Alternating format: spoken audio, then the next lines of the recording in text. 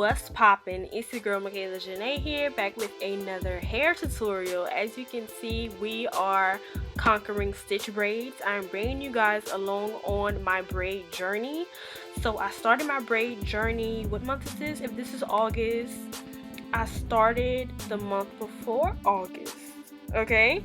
So I started the month before August, and I was basically teaching myself how to stitch braids, teaching myself how to feed in hair. So let me just give you a little background. I am a licensed cosmetologist. I graduated in December and I got my license in March. I've known how to braid my whole life, but I could never add in hair. I could never do box braids. I could never do feed-in braids. So I never offered it as a service at the salon, but I'm like, I want to learn. So basically I taught myself, and I got a couple models, a couple girls I knew, some that I did not know, and I offered to braid their hair for free as long as I could record it, and we did a style that I wanted. So this is one of my models, and I wanted to do some like cookies and cream heart part stitch braids, okay? So this was the first model I did. I believe this is my first model. So you guys are seeing the very beginning. I'm using Shine and Jam, and this also will be documenting the battle of the Shine and Jams. I am kind of towards the middle of my braid journey right now, so I can definitely do a video telling you guys which Shine and Jams are the best. I believe in today's video I am using, I don't want to lie to you, I think I'm using the rest of my yellow Shine and Jam. So that's what I'm going to be using in this video, I believe. And right now I'm using my hair cutting comb, and I took the first two teeth out of the comb, out of the big side. It helps me to part, and I am parting all the way through. As you can see, I actually parted down the middle like a lot of people do, but I ended up just going all the way through to form my stitches, which it wasn't working how I feel like it should have been working. But I know now it's because of the products also, because this client's hair is very, very thick. It is a little coarse, but that is, you know, fine for braiding. It's ideal. The hair texture should not be a major problem when braiding. That's one thing I do notice. You have to notice when you're seeing people, and sometimes they get the people with thin hair, or they almost flat iron the hair to do stitch braids. It's important to learn how to stitch braid on every type of texture and super thick hair. If you can braid thick hair, then you can braid thin hair like that. It's going to be no issue for you. So the fact that I learned on this client and this model is just great, because oh, this is actually not my first model. What am I talking about? This is actually my second model. My first model was one of my homegirls. I totally forgot. This is my second model, and like there was a little bit of growth when it came to stitching. This one you were able to see some, you know, separation between stitching, but it wasn't anything crazy, but it was still good. Like I could still get paid for this style. It just wasn't what I was aiming for yet. But as I advanced, I actually did one of my best stitch braids on this exact same client. It is so wonderful to come back and see the same client and see your growth. So that definitely did happen with this girl. She is one of my favorite braid clients now. I enjoy doing her hair because she is someone who likes creativity, and that is so important. So as you can see, I'm just braiding down, and I'm gonna add in more hair when I get to the bottom, okay? I am someone who loves a natural stitch braid. I do not add in a lot of hair. I don't. When I do stitch braids on people with longer to medium length hair, I'm only using one pack, period. I only use 2 packs when someone's hair is short, but other than that, and that's like barely. I've actually never done anyone's hair that was super short yet. I've only used 1 pack on every single stitch braid client I have done, and I have liked the results, okay? As you can see, I am adding in a bit of, what is this, 613 hair, which I'm really just trying to get rid of this hair. I do not like this hair. I just have so much of it left over. A lot of people have left me with 613, and like you have to mix it in with other browns to make a good color, because whenever you put a white or anything light next to black, it just looks salt and pepper. But it actually came together really well for this style. Like I said, it was giving me Oreo vibes, cookies and cream vibes, so I actually like that. As you can see, I did pre-part her hair, and I'm putting Shine and Jam on each side of the hair. That is so important. No matter what product you're using, put product on both sides of your parts and in the middle of your part. You just need products everywhere. It ensures a sleek and neat style. So once again, I am parting that section in the middle. Let's see if I actually do it like that. I don't know if I will, but I am putting the Shine and Jam in the middle this time.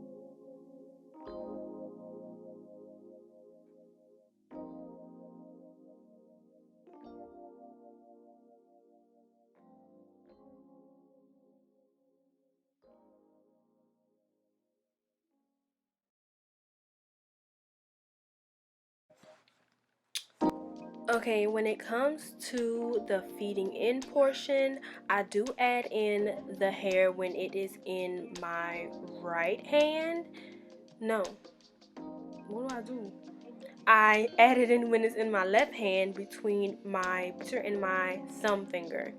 So you can do it on whichever side works for you, but it's just so easy to add it in your pointer and your thumb finger and have one hair on the bottom and bring the other hair on top. That's just how it works really easy for me.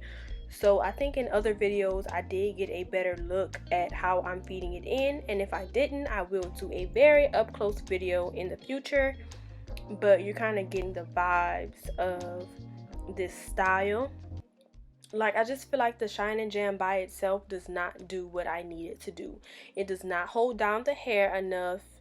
It doesn't give me that sleek, perfect look that I am looking for. But these results actually weren't that bad. They weren't that bad. They were actually really nice.